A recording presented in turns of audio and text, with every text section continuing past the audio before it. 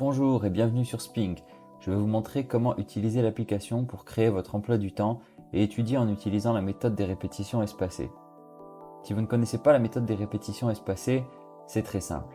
C'est une technique d'apprentissage qui consiste à revoir les informations à retenir à des intervalles de temps de plus en plus longs.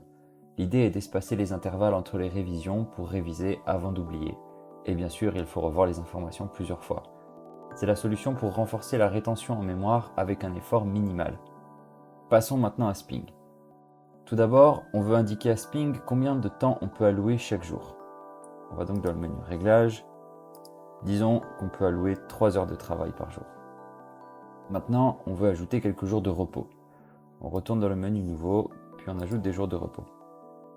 Imaginons que je ne veux pas étudier le samedi pour profiter de mon temps libre. Je clique donc sur les samedis, tous ceux que je veux avoir de libre. Lorsqu'un jour est marqué en repos, Sping n'ajoutera jamais d'événement à ce jour. Maintenant, on va créer un cours. On va donc dans Nouvelle matière. Disons qu'on étudie la cardiologie. On lui donne un nom, une deadline, c'est la date de l'examen. On va dire que l'examen, c'est le 1er du mois suivant. On choisit une couleur pour l'affichage dans le calendrier, puis on clique sur Créer.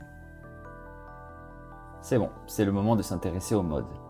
Les modes de répétition représentent une séquence de sessions d'apprentissage conçues pour optimiser la rétention en mémoire.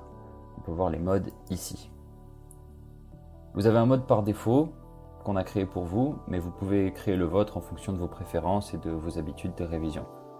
Pour information, la recherche tend à prouver que les modes les plus efficaces sont ceux qui diminuent progressivement la durée des sessions d'études tout en augmentant l'intervalle entre les sessions.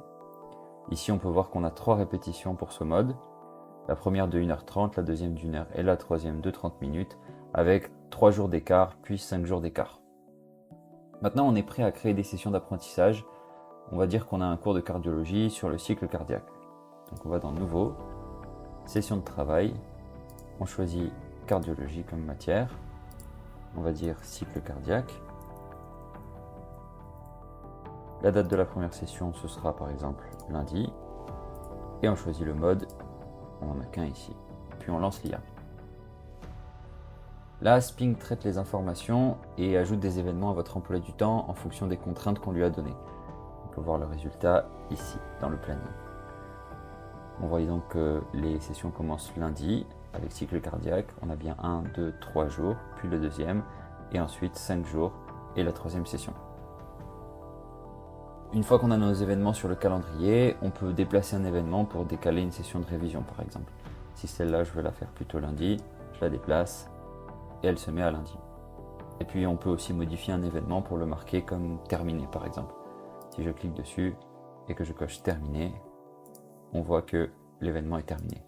Je peux aussi modifier sa date ici, sa durée ou le titre du cours.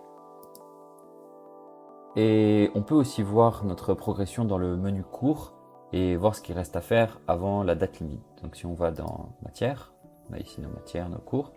On peut par exemple aller dans biologie. On voit ici qu'on a plusieurs sessions, une qui n'est pas terminée, on peut la cocher comme terminée.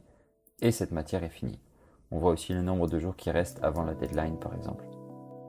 Et enfin, vous pouvez aussi analyser votre activité ici pour améliorer votre stratégie d'apprentissage.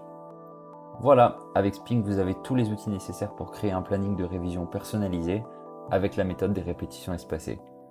Bonne révision!